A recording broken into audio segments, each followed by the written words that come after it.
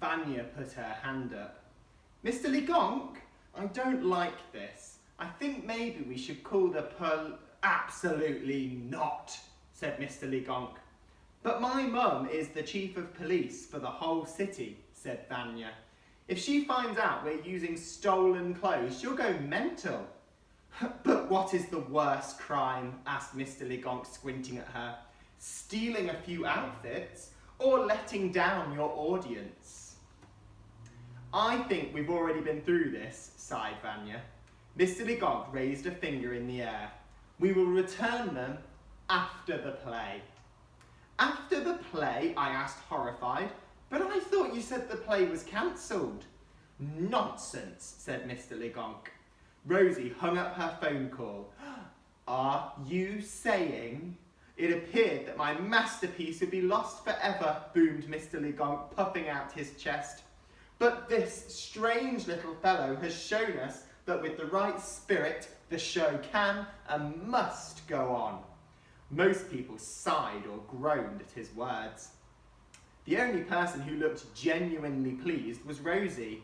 Yes, Mr. Ligonk, yes, that's the spirit, she cried. The TV and film people will love me in your play. # watch out Hollywood. Mr. Ligonk leapt back onto the stage.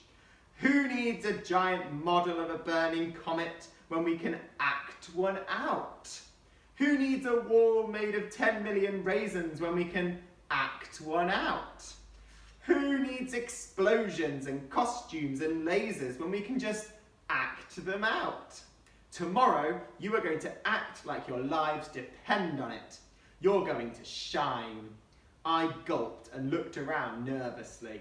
Almost everyone else seemed pretty worried too. One more day till the performance, and most of us still didn't have a clue what we were doing. Only Rosie looked totally happy. I can't wait to share your wonderful play with the world, she said. Mr. Ligonk raised his monkey hat to her. Many people said this play would fail. They said that the world was not ready for such a powerful piece of theatre. They were right, yawned Vanya. I giggled nervously. Choose your costumes, actors, he said. We have but 5 hours to prepare for your dress rehearsal in front of the whole school. At least this was popular. Everyone dived into the mountain of clothes and began grabbing things at random. No one seemed to care exactly what they were wearing. Dresses, army uniforms, top hats, gorilla suits, robot outfits. Yes, yes, cried Mr. Ligonk. Choose anything you can get your hands on. Let's really make the audience think. Yes, I thought, poking around for something that would cover the whole of my hairy body. The audience will definitely think.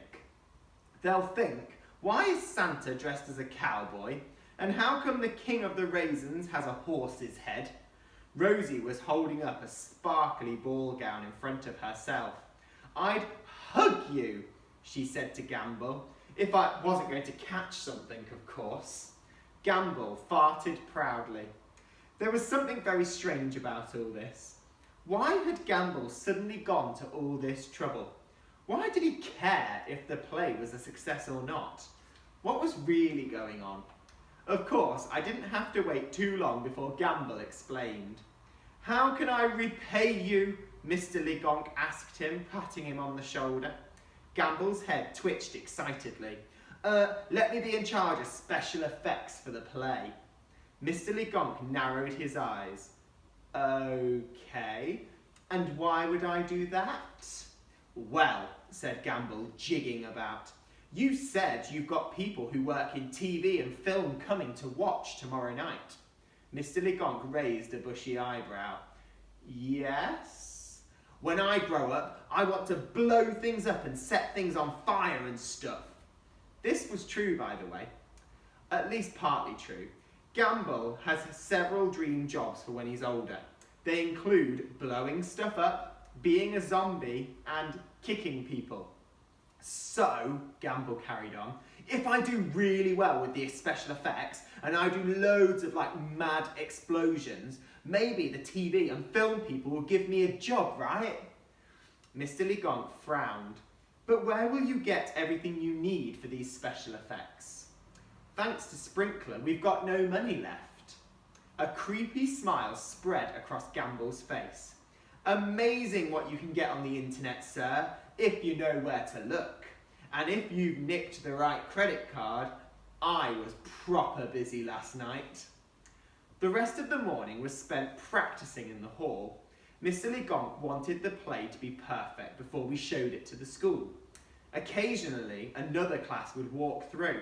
The teacher would ask if they could have 5 minutes to run through their song and dance one last time before the dress rehearsal. Of course you can't, replied Mr. Ligonk every time. He seemed to have given up on even pretending to be nice to other members of staff.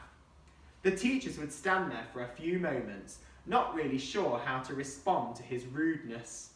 Maybe they didn't want to argue with another adult in front of the children. Maybe it was just the way that Mr. Ligonk spoke. His voice was so powerful and final, they didn't feel like they could argue against him. Whatever it was, they'd all do the same thing. They would turn red in the face and then walk off with their class trooping behind them. Meanwhile, Gamble stayed in the classroom with Miss Clegg. A series of different packages were delivered to the school office for him during the morning. I had no idea what was in any of them. However, as one package was being carried past the hall, I noticed a great big skull and crossbones was on the side of it. It either contained something dangerous or some pirates, I thought. At about 10:15, Mr. Ligonk sent me back to the classroom to get him a pencil. He wanted to change the script for the millionth time. From now on, Santa would occasionally shout out the word apricots for no reason. I've given up on wondering why any of this was happening. When I got to the classroom, I found Miss Clegg drinking a coffee and flicking through a clothes catalogue called Big Boned and Beautiful. Where's Darren? I asked her. Miss Clegg didn't even look up. Cupboard, she said, completely bored. I looked over at the cupboard. The door to it was closed. What's he doing in there? Don't know, don't care. I'm just letting him get on with it. It's the first bit of peace I've had in ages, said Miss Clegg. Oh, I said. It isn't a good idea to leave Gamble alone to just get on with it. He always ends up doing something naughty, like the time he got the job of setting up the music before people came into assembly.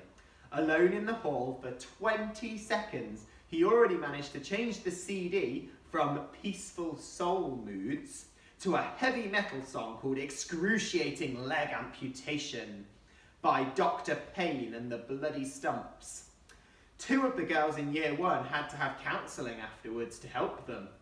Anyway, back in the classroom, it didn't take long for something to happen. There was a sudden loud bang from inside the cupboard. Then curls of green smoke began creeping out under the door. Completely unmoved, Miss Clegg took a gulp of coffee and just turned the page in her catalogue. I backed away and left the room. I was halfway back to the hall when I heard the shouting. It was so loud and uncontrollable, like a mad pelican trying to escape from a sack. What on earth was going on?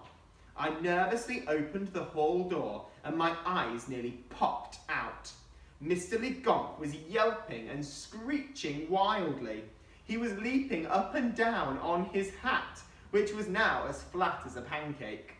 His enormous hair was sticking up all over the place. His face was bright purple and spit was flying out of his mouth in every direction. Why jump? Can't jump. You just do it right. In front of him, Kevin Barth Vader Harrison looked like he was about to cry. But, I don't know what you mean. I told you, yelled Mr. Ligonk. There was a vein on the side of his head that looked ready to burst. You're the Raisin King. Try to sound a bit more like a dried fruit. How hard can that be? Kevin held his stomach. I think I need to be sick. Mr. Legonk pulled at his hair with both hands and let out a piercing scream. I had never seen a teacher lose it like that. Everyone else in the class was staring with their mouths wide open.